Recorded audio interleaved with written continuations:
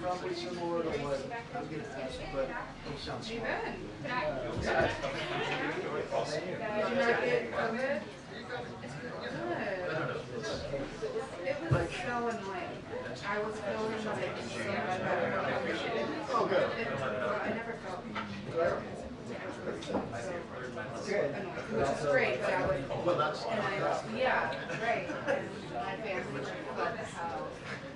And my husband's great. Oh, really? They were like 5. That was 14.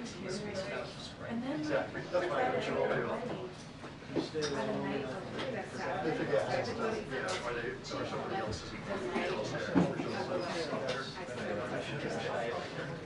and I burst into tears, and like, and then a week later they changed it.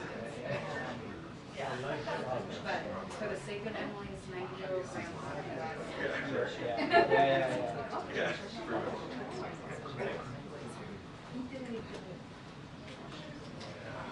was just like floored.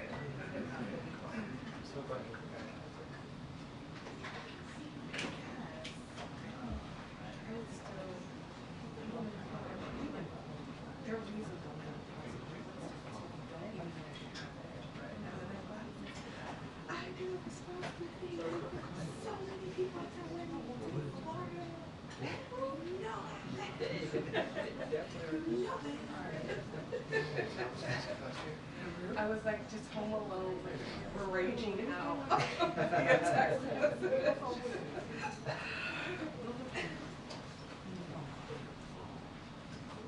Emailing like anyone I talked to, and everyone's like, "You're good luck." I was like, "Okay, I'm so sorry." How are you? How are you doing?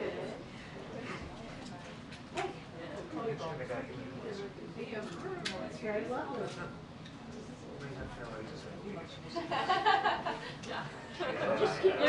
I started it. We're going to get it in a crate when she starts.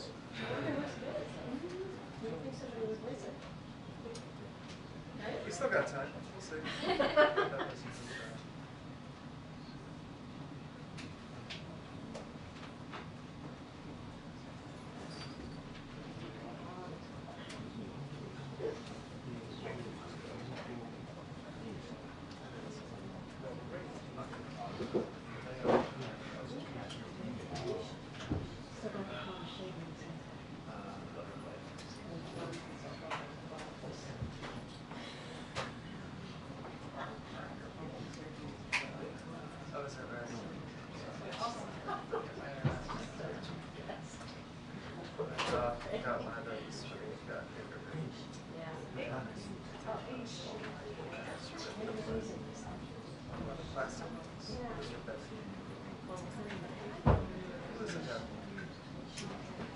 It's okay. Always the middle seat. Just get here early. Oh, like that. Right.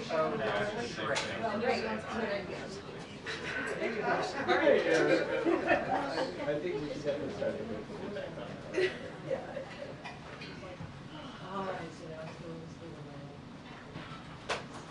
Question, but first the comments. Hold on. It's going to be a while. It's got a sticker on it that says. Trust me.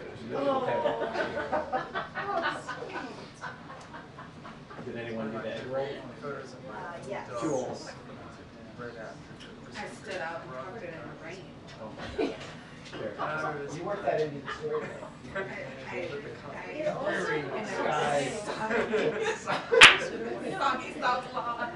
it also rained last year. Did it? Yeah. It rained 1 year, I think. So you didn't just get your hair done, right? Oh, no. You don't know that. You don't know that.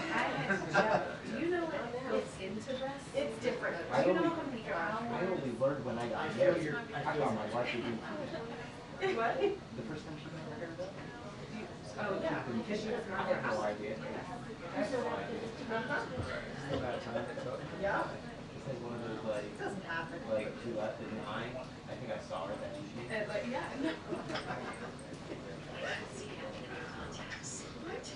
She'd seen like a whole season of some Nigerian TV show. It's all- Yeah. They always have the best. No, really, they always have the best stuff. Yeah, they really don't mind. She's like, there's a lot of this. I'm like, how was it? She was like, reality in Nigeria. So I did do the egg roll because, I have a 6-year-old right now. I know. It turns out that the last time I was 10 years old, when I got the new egg, I put it next to the old egg, and I was like, oh, it's been literally a decade. Wow. And my older son was like, I'm the oldest child here. This is fun. This is very boring. So, It was a long day. And we didn't work out. Oh, well, it was supposed to be 4:15, and we got in at 5, and we started lighting up at 3:45. Got in at 5. I had to go to news hour, so I immediately left. You just left your job. well protected. I left right That's a on candy. You just survive on Oh my peanuts. God, do you know how much I can in gymnastics? Yeah, we transferred it from the tote bag into gallons of block bags, and it filled 4 gallons of block bags. They were like kids candies that were free. Yes. It was 20 streets at DC yesterday. Uh-huh. Like, I sell part. Oh. White House. Peach Press was Yes, I just heard it. so much supply chain. Too much supply. That is one supply chain thing that they did. Yeah, confection. The confection is really I think that's a brilliant idea. It was so much. Did you go? What time did you So go? it's a all-time greatest exchange. My 7-year-old. Oh, you're even later than us. My 7-year-old was here. Don't you feel some gold? And she pulls up this ball of like oil from like chocolate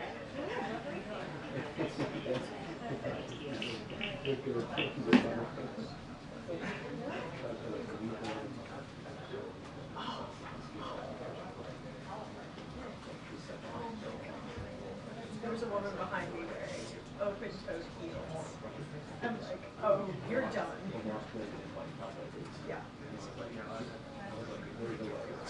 Yes. Well, and like, they had been moving the line so that you wouldn't be standing in mud, but they didn't move the security areas. There was just like a little mud pit between like you and the magnetron.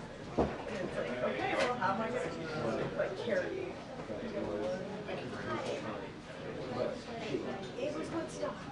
Yeah, it was the 90s. Yeah. There was no like, there was no brown accents. Like, it wasn't, but they still did it right. I'm having a different scooter. Orange peels. Orange peels.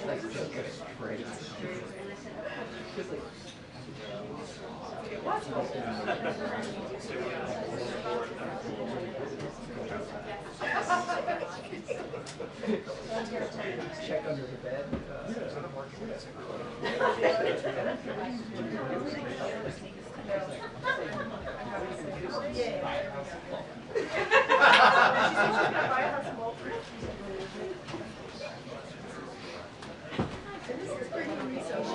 Oh, how funny is that? Yes.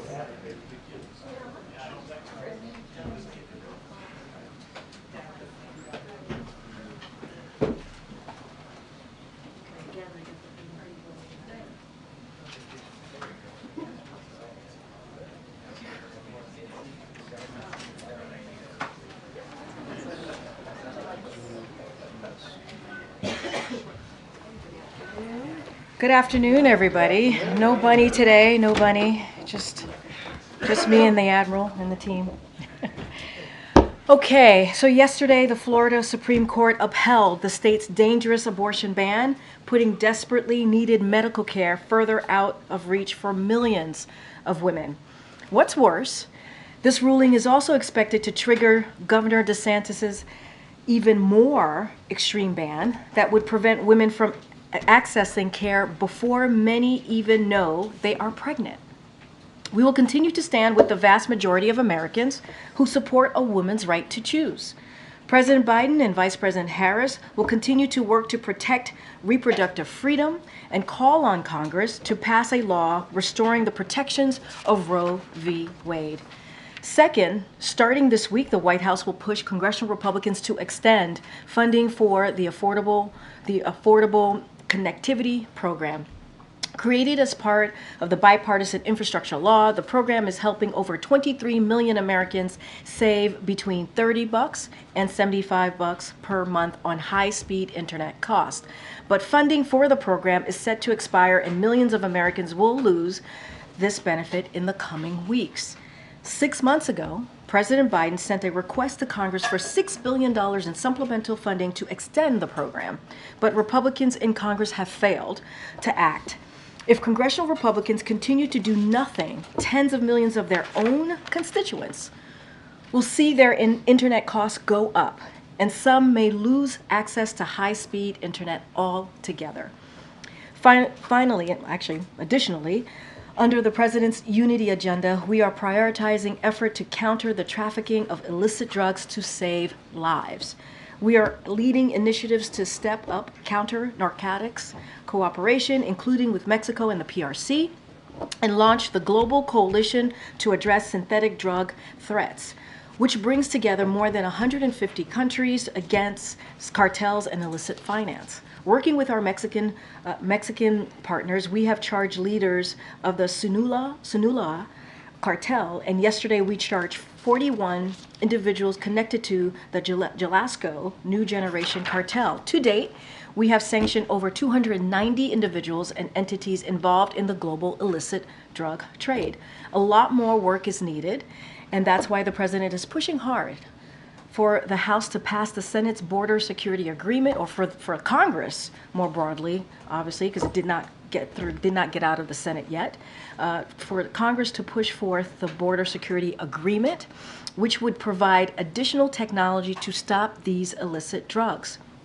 Now, it's important to acknowledge when a mistake has been made and take responsibility for it. So I want to recognize the Daily Caller for having the integrity to retract their story about the false claims that circulated this week about the Easter egg roll. Now, I'm quoting from their retraction here. The ban of religious symbolism on eggs as part of the White House Easter egg art contest has been long-standing, dating back decades, and the Biden administration did not make any modifications to this rule. So we hope others learn from their good example. So leave that there. And finally, I want to read out the president's call. He called Chef Jose Andres to express that he's heartbroken by this news of the airstrike that killed 7 aid workers, and to express and share his deepest condolences. The President conveyed he is grieving with the entire World Central Kitchen family. The President felt it was important to recognize the tremendous contribution World Central Kitchen has made to the people in Gaza and people around the world. The President conveyed he will make clear to Israel that humanitarian aid workers must be protected. Now, as you can see, Admiral John Kirby is here to discuss the President's call with President Xi and events in the Middle East. Admiral, the floor is yours. Good afternoon, everybody. As you all know, President Biden spoke by phone today with President Xi Jinping of the People's Republic of China. The purpose of the call was to build on the two leaders' meeting in Woodside, California back in November of last year. Over the course of about an hour and 45 minutes, the two leaders held a candid and constructive discussion on a range of bilateral, regional, and global issues, including areas of cooperation and areas of differences. They encouraged continued progress on issues discussed at the Woodside Summit, including counter-narcotics cooperation, ongoing military-to-military communications, talks to address artificial intelligence-related risks, and continuing efforts on climate change and people-to-people exchanges. President Biden also emphasized the importance of maintaining peace and stability across the Taiwan Strait, and he reaffirmed the importance of the rule of law and freedom of navigation in the South China Sea. He raised concerns over the PRC's support for Russia's defense industrial base and its impact on European and transatlantic security. And he emphasized that the the U.S.'s enduring commitment to the complete denuclearization of the Korean Peninsula. President Biden also raised continued concerns about the PRC's unfair trade policies and non-market economic practices, which harm American workers and families.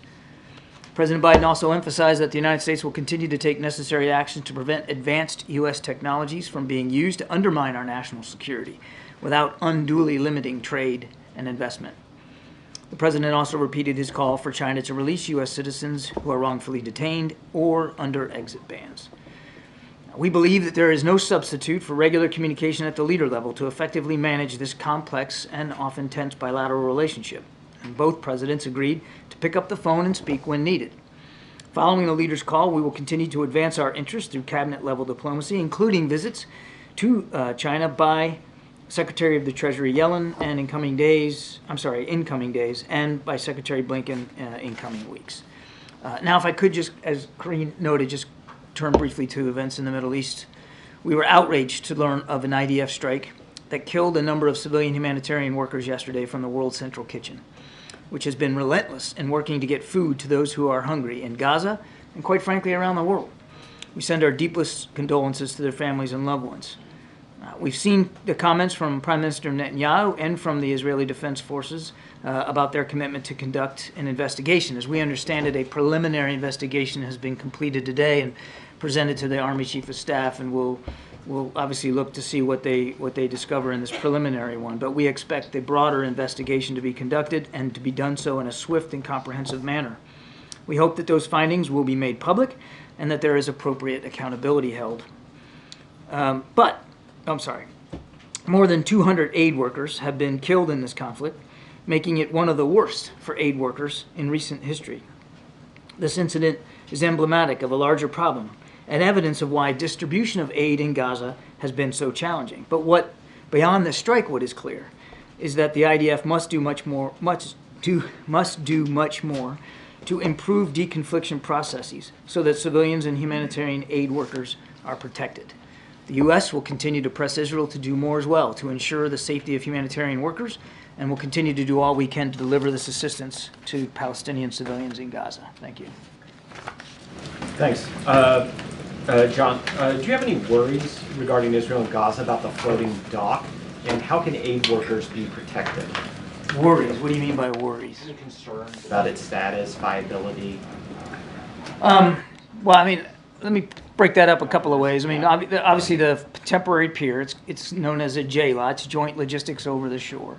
It's on its way to the Eastern Mediterranean right now. Hasn't arrived yet, and it'll take some time once it gets there to be assembled and to achieve what we call interim operating capability. We expect that will happen in coming weeks. There's no concern in terms of our ability and the skills needed to build it and to get it up and running. What we are working with partners in the region are two things. One is the logistics flow, getting the maritime materials to the pier, and then working with the Israelis in particular about how that pier is protected and secured, and how the aid, the material, gets from the pier into Gaza and further distributed. Those modalities are still being worked out. And do the recent events like the strike you referenced raise additional? Oh, believe me, we're under no illusion about the fact that Gaza is a war zone. And force protection of our troops, which will not be entering Gaza, will be first and foremost in the president's mind, as well as our military leaders, to make sure that they can operate that pier, assemble it and operate it in a safe way. But believe me, we're well aware. Gaza is a war zone. In fact, that it is a war zone is, again, what makes it so challenging to get the humanitarian aid to people in need. Thanks. John, you said that the White House is outraged by the strike that killed these World Central Kitchen workers. Has the White House already conveyed that outrage to anyone in the Israeli government, and what was their response? Well, I won't speak for the Israelis.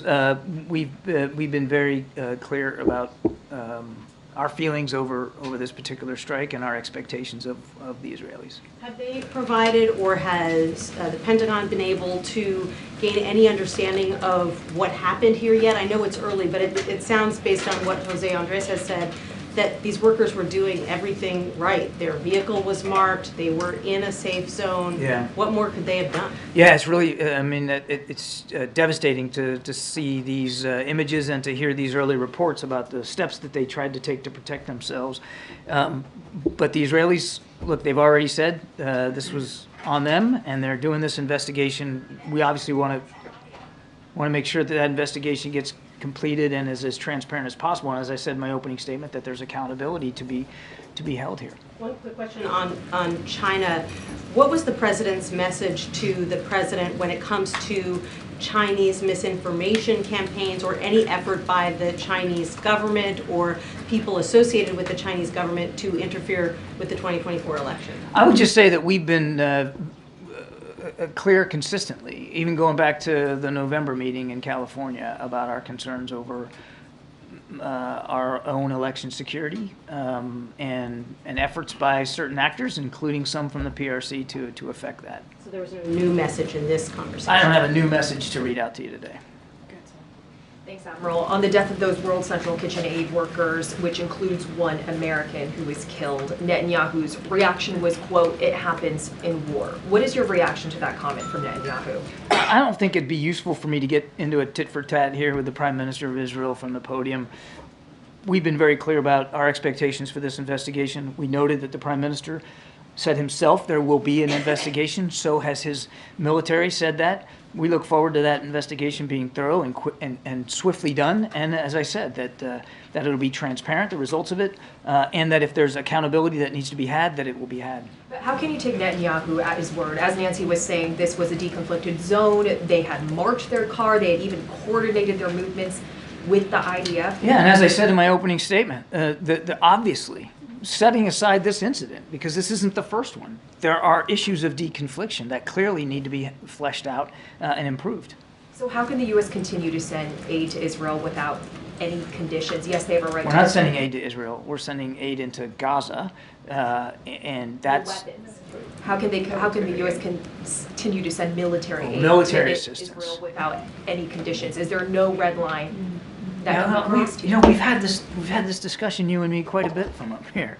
They're still under a viable threat of Hamas. We're still going to make sure that they can defend themselves, and that 7th of October doesn't happen again. That doesn't mean that it's a free pass, that we look the other way when something like this happens, or that we aren't and haven't since the beginning of the conflict urged the Israelis to be more precise, to be more careful, and quite frankly to increase the amount of humanitarian assistance that gets in. I haven't been asked about it yet, but I expected I would be. There was a discussion just yesterday with our Israeli counterparts about Rafah. Now, this one was done virtually. We expect it'll be an in-person meeting here in a week's time or so.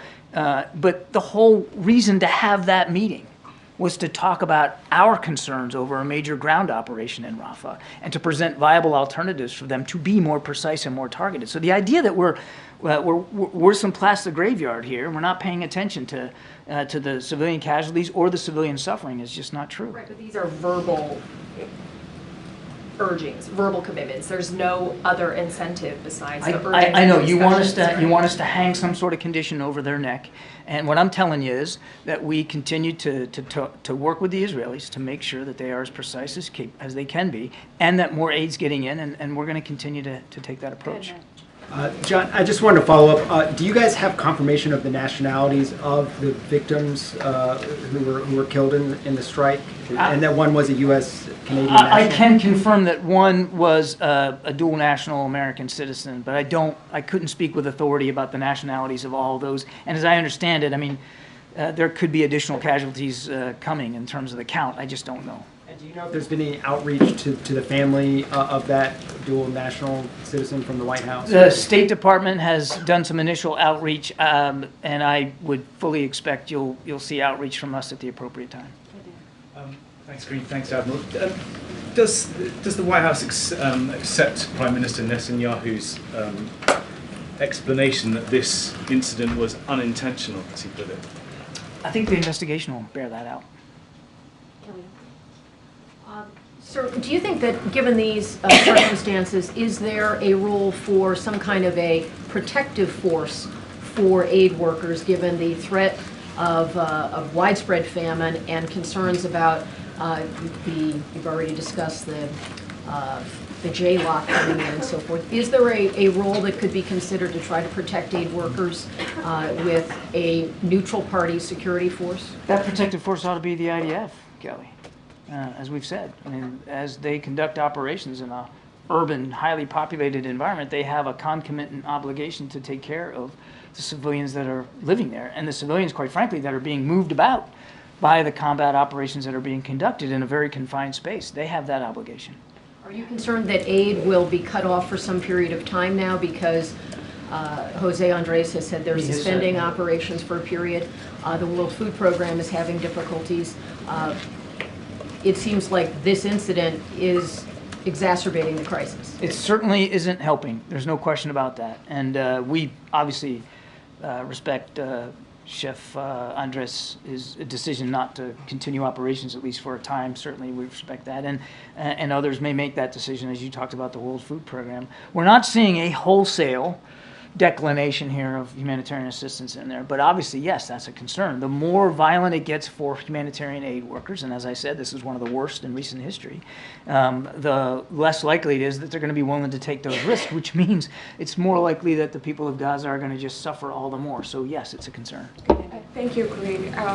Secretary Blinken, during his presser in Paris, did not condemn the airstrike, even though, as you confirmed, there was a dual American-Canadian citizen who was killed. The French foreign minister, who was at the same presser, did. You said you're outraged. Why is the U.S. not condemning the strike? I think by saying we're outraged, I think you can fairly characterize that as condemning the strike itself. Of course, I mean, nobody wants to see this kind of violence happen to humanitarian aid workers who, as was noted earlier, were doing all the right things.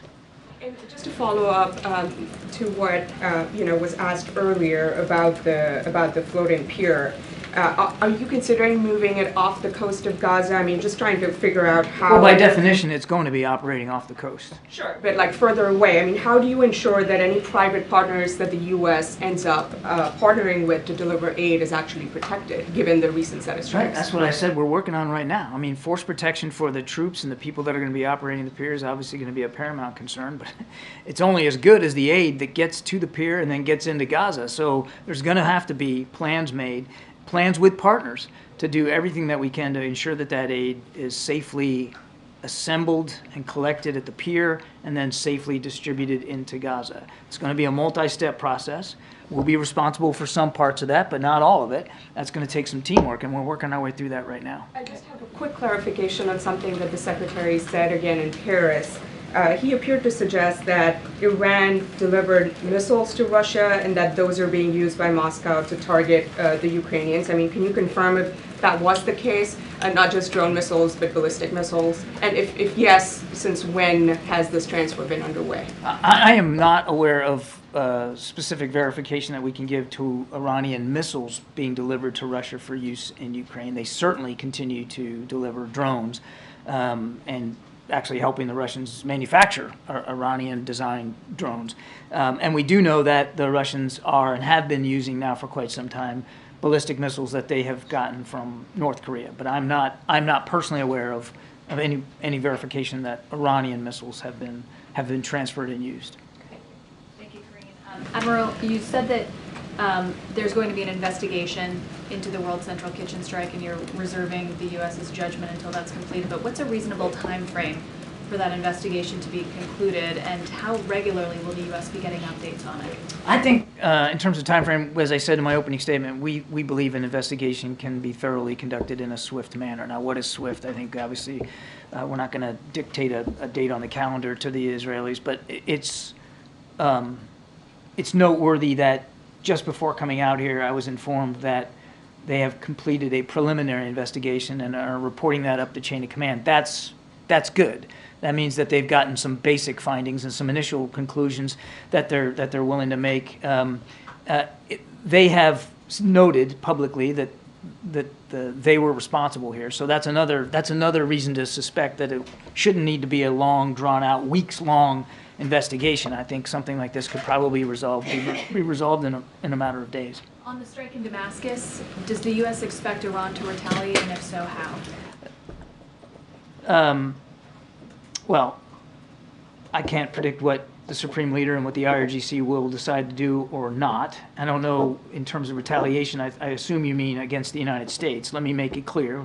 We had nothing to do with what the strike in Damascus. We weren't involved in any way whatsoever. So the comments by the Iranian foreign minister that somehow we're to be held to account or that we're to blame is just nonsense. We had nothing to do with it. We will, as we always have, take our force protection very seriously to protect our troops and our facilities in Iraq and Syria. And as we have demonstrated in the past, as President Biden has made very, very clear through the actions he has ordered, we will do what we need to do to protect those troops and facilities. And finally, if I may, just on China, you said that the two leaders made a commitment to pick up the phone and call each other when needed. I'm curious. When's the next one? No, I'm curious why it was needed now. Why not next week, next month? Was there a particular catalyst that they needed to have this phone? No, not at all. I mean, they met again in November, and the teams have been working a lot since November on fentanyl precursors, on climate change, on economic practices. So there's been, on artificial intelligence, there's been a lot of staff level work, and both presidents thought that now, a few months later, this was a good time to kind of check in with one another, see how that's going, discuss the future. Hi, thanks, John. Just wanted to follow up with a question that came from the front row about the conditions of military aid. And you said that the questioner wanted you to hang some conditions over their necks, that's the Israelis. And your tone suggested you wouldn't do that. Why not? I've already answered this question a whole bunch of times. We believe that the approach that we're taking is working in terms of making it clear to the Israelis what our expectations are. I'm not going to get ahead of decisions one way or another that we might take in the future. What I'm saying is right now we are continuing to support Israel because they continue to need military assistance, because they continue to face a viable threat. But on the point of conditions, the President on February 8th issued a memo, and it said, and you already know this, but just for context, it said that it was the policy of his administration to prevent arms transfers that risk facilitating or otherwise contributing to violations of human rights or international humanitarian law. Is firing a missile at people delivering food and killing them not a violation of international humanitarian law? Well, the Israelis have already admitted that this was a mistake that they made. They're doing an investigation. They'll get to the bottom of this. Let's not get ahead of that. Your question presumes, at this very early hour, that it was a deliberate strike, that they knew exactly what they were hitting, that they were hitting aid workers and did it on purpose, and there's no evidence of that. I would also remind you, sir, that we continue to look at incidents as they occur. The State Department has a process in place.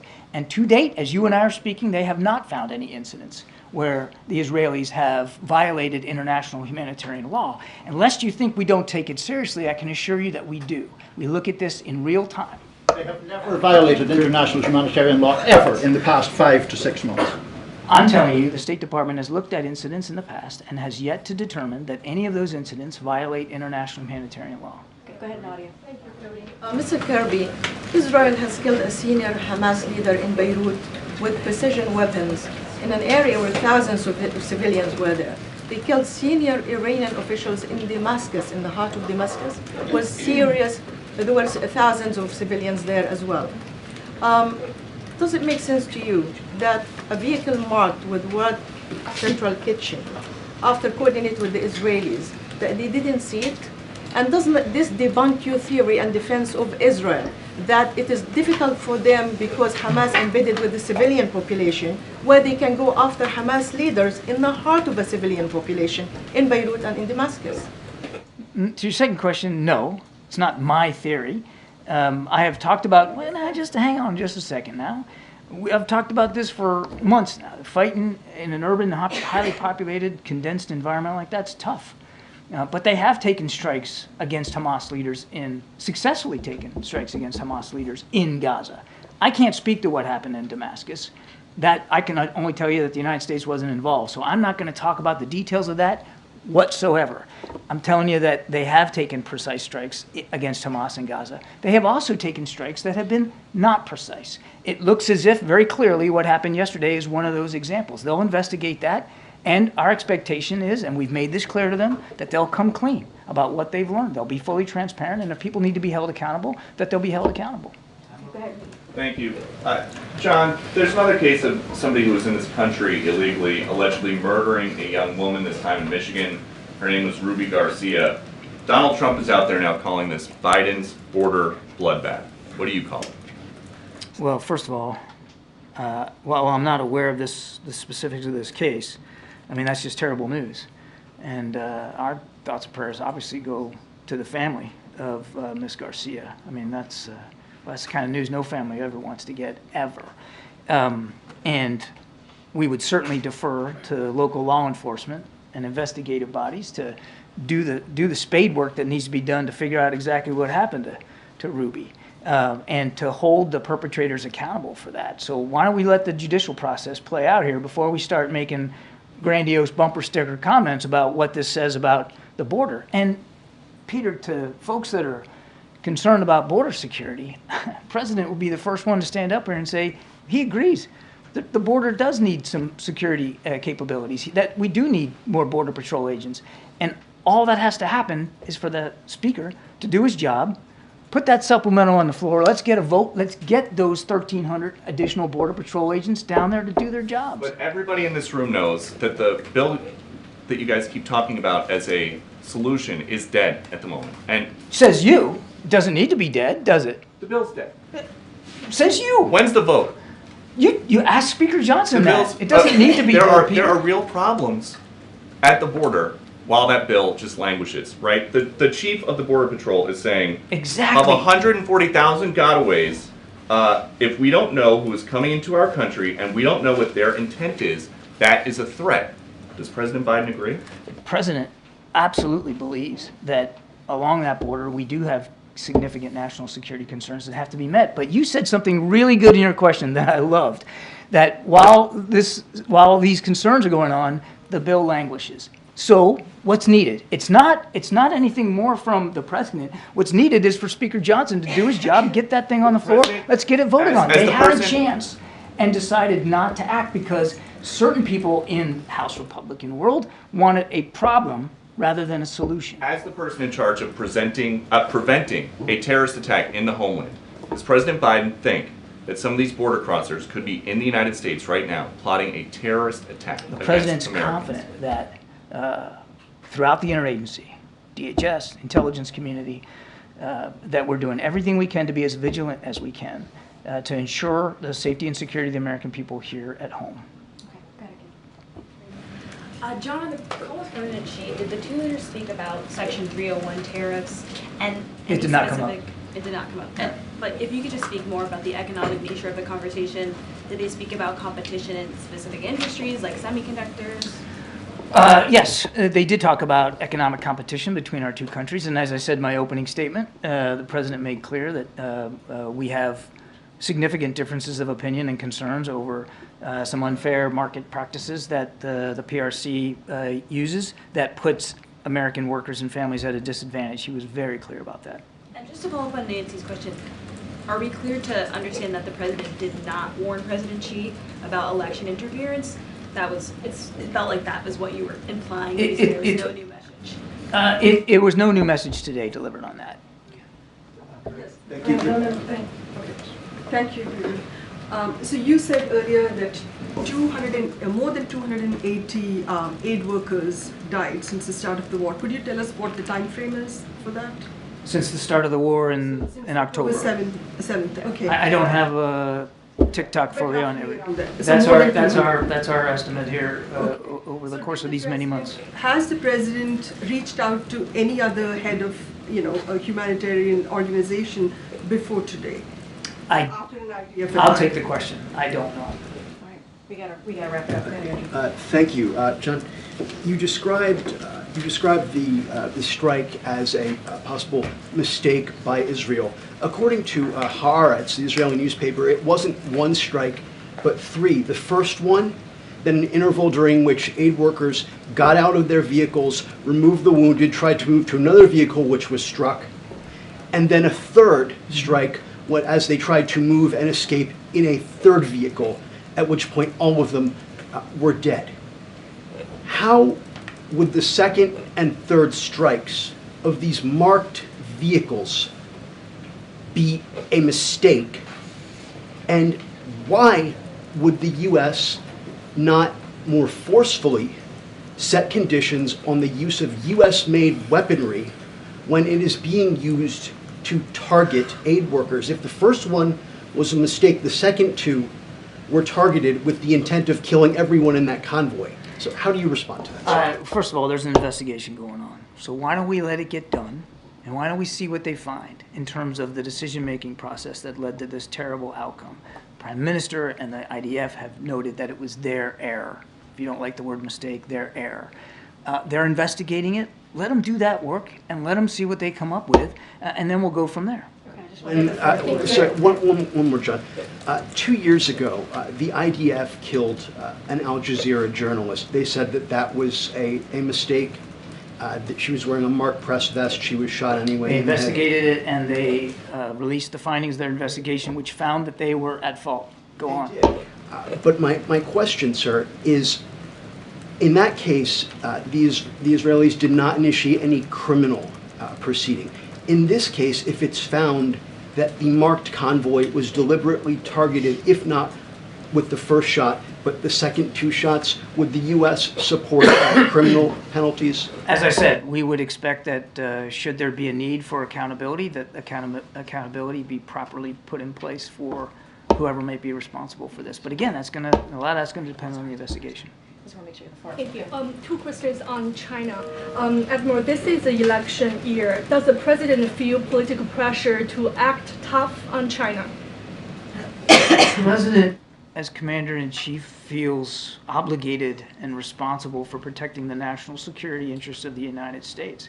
And much of his conversation with President Xi this morning, which was candid and constructive, very professional and businesslike, was arranged around those priorities that President Biden holds so seriously. Is TikTok part of the conversation today? TikTok came up today, yes. Have you talked to previous Secretary Mnuchin about his plan to buy it without the algorithm, or do you accept this plan? Have we talked to Mr. Mnuchin about his? No, not that I'm aware of. I mean, he should speak to that as a private businessman. More details about the conversation on TikTok. The president reiterated our concerns about the ownership of TikTok. He made it clear to President Xi that this was not about a ban of the application, but rather our interest in divestiture, so that the national security interests and the data security of the American people can be protected. Is there progress? Is there progress? On the deal. I know of no progress on that. As far as I know, legislation hasn't reached his desk. It's still on Capitol Hill. Thank you. John, I have a question on Ukraine and on Ramadan. So Ukrainian President Zelensky is warning about a new Russian offensive coming in the end of May or June. Meanwhile, Speaker Johnson is ignoring calls to put to the floor the Senate-approved legislation and coming up with a new Ukraine aid. Does the administration have a deadline after which you might consider emergency some measures to support Ukraine without conversion? We've already executed some emergency measures. You saw the Pentagon was able to cobble together $300 million to support them in an emergency aid package. We're going to continue to look and see what more we can do, but quite frankly, our hands are very much tied here. We need the supplemental. That's what will make a difference for Ukraine. Is there a deadline after which you would try to do something more? The deadline was weeks, if not months ago, when we needed the supplemental passed. The time is now. It's past now.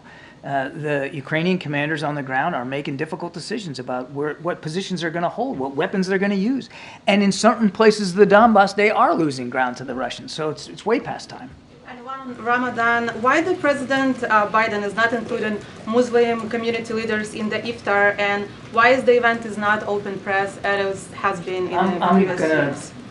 That's a great segue for me to turn it right over. Thank you, Admiral. Yes, ma'am. Karine, can you answer this question, please? So just a couple things on that question. Look, you saw the president put out a statement very early on last month about Ramadan, and obviously respecting the religion and respecting the event. I will say about tonight that the president's going to continue his tradition of honoring the Muslim community during Ramadan, and so President Biden will host a meeting with Muslim community leaders to discuss issues of importance to the community. So he is going to be meeting with Muslim leaders. To your question, he will be joined by the Vice President Harris, senior Muslim administration officials, and senior members of his national security team, and to continue the White House tradition of honoring Ramadan as he did just last month. After the meeting, we will host a small breaking of the fast, prayer, and iftar with a number of senior Muslim administration officials. So that is what the president and the vice president is going to be doing later today. Why not the community leaders? So look, I want to be really clear here. So community leaders expressed the preference of doing a meeting, a working group meeting, if you will. They wanted to make sure that there was an opportunity to discuss the issues at hand. They thought it would be important to do that, and so we did that. We listened, we heard, and we adjusted the format to be responsive, and so that we can get feedback from them. And this is a request. This was actually a request from members of the community. This is what they wanted, and we understand that. They want the president, the vice president, and senior administration officials, obviously national security folks as well, who'll be joining the meeting, to hear directly from them. So this is going to be seen as a working group meeting, and we are, the president, the vice president, we are looking forward to having that opportunity. Okay. Thanks, Karine. We discussed earlier former President Trump is describing the situation on the border as a bloodbath, but on Friday we're going to get jobs figures, and past jobs reports have shown that immigrants are helping the U.S. economy. Is the view of this administration that the inflow of immigrants do more to strengthen the United States or hurt the United States? Does it do more? So, Josh, I appreciate the question, and I think it's an important question as we're hearing clearly awful rhetoric from the other side.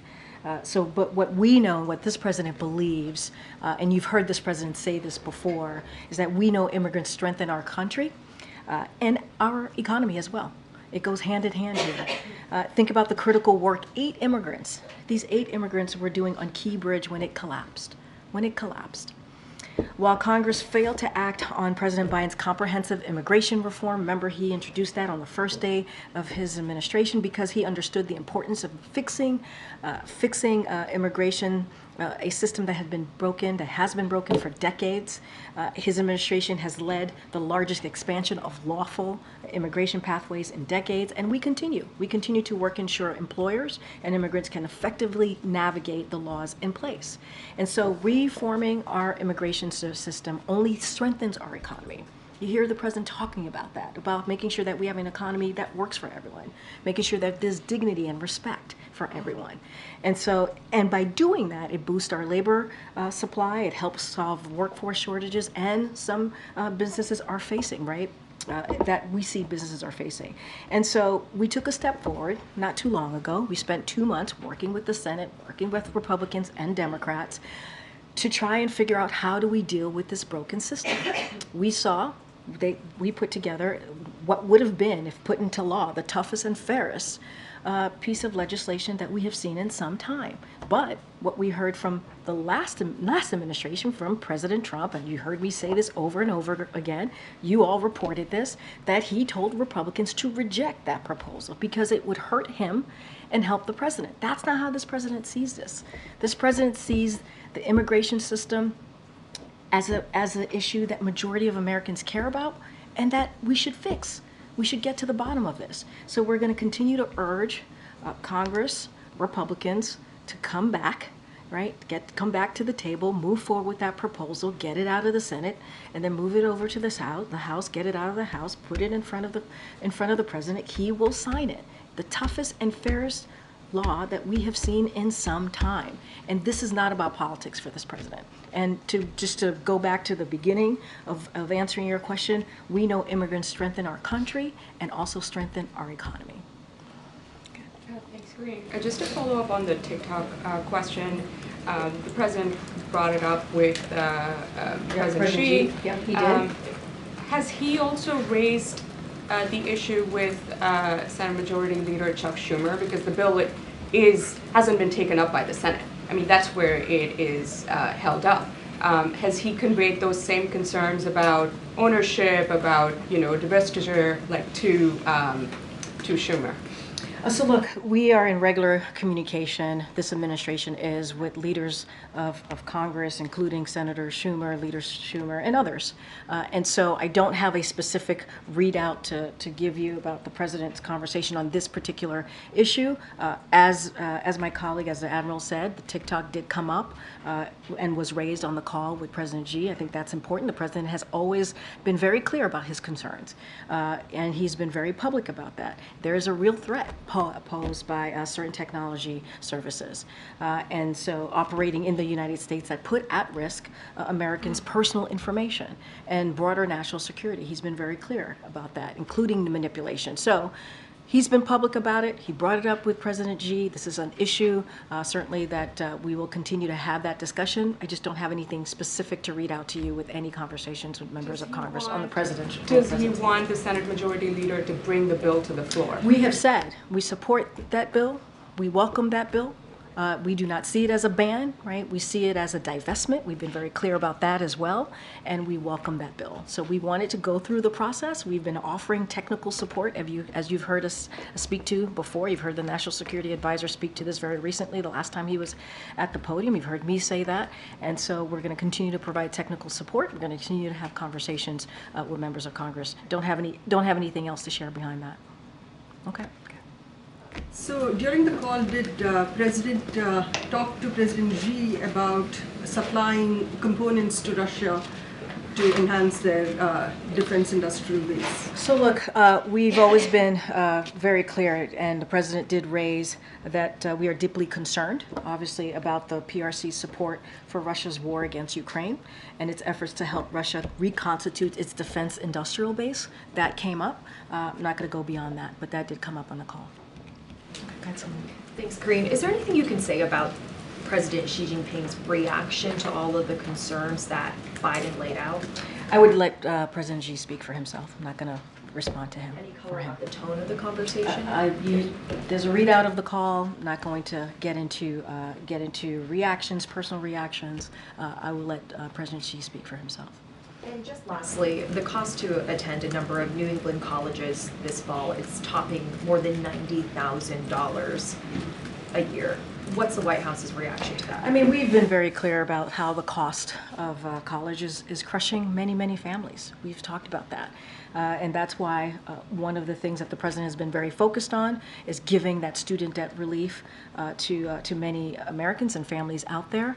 While we tried to put something forward, Republicans blocked it, and the president continued to find ways to move forward in trying to find really comprehensive measures to make sure that we're giving relief to Americans so that they can, so that they can start a family, so that they can buy a home. And so we've done that. You've seen us announce a bunch of actions which the president is proud of and is going to continue to find ways to give that relief.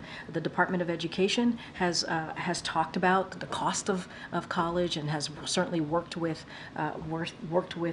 students in figuring out ways for them to afford going to school. It's important. If someone wants to be able to go to college, they should be able to do that, and they should be able to afford to make that decision. Their family should be able to make that decision and not go into debt. And so the president has been very, very clear about that. He's talked about his own experience, and so.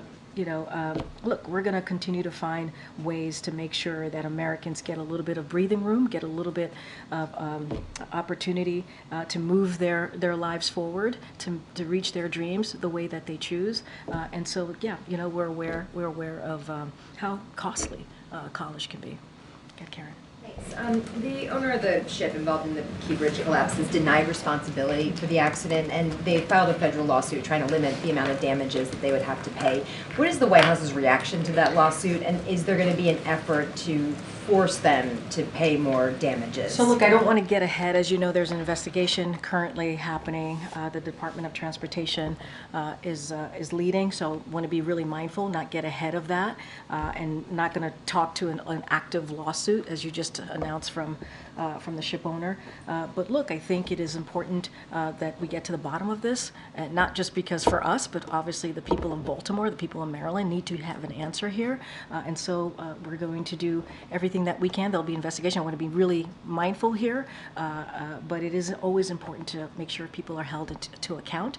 For the president, he is going to do everything that he can, use a whole of government response, as you have seen from this administration, to continue to make sure that we do the recovery, to make sure that we rebuild that bridge, make sure that we open the port. And you're going to see the president on Friday doing that visit to Baltimore. We'll have more details on that, but just want to be really, really mindful. There's investigation going on. Don't want to get ahead of that. Will he have any conversations with congressional leaders ahead of his trip to Baltimore? The president's going to stand by. Obviously, there potentially could be an opportunity, or will be an opportunity for Congress to get involved, and we'll have those discussions. We are having those conversations with congressional members. I can't speak to what the president has on his calendar as far as speaking to congressional members about this particular issue ahead of Friday, but I can assure you it is a conversation that members of his team are continuing to have and will continue to have as we move forward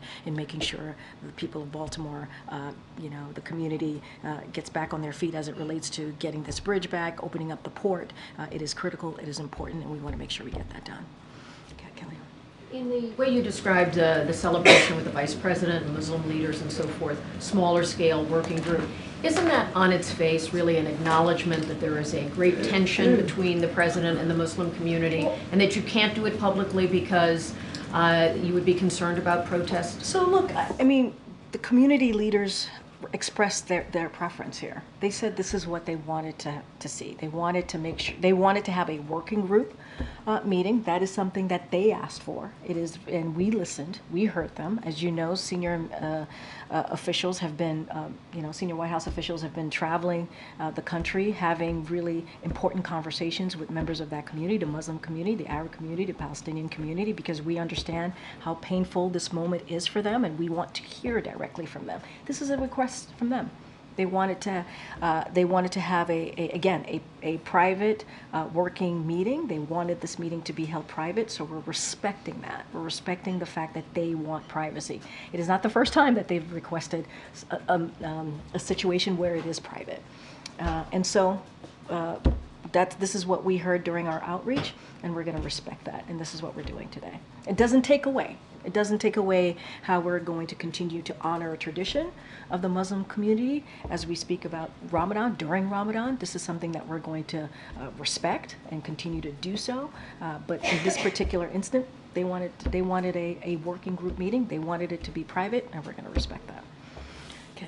Thanks, Karine. Going back to the bloodbath question, the former president used that terminology a week or two ago, but he's talking about it again today. What's the White House reaction to the use of that term, bloodbath?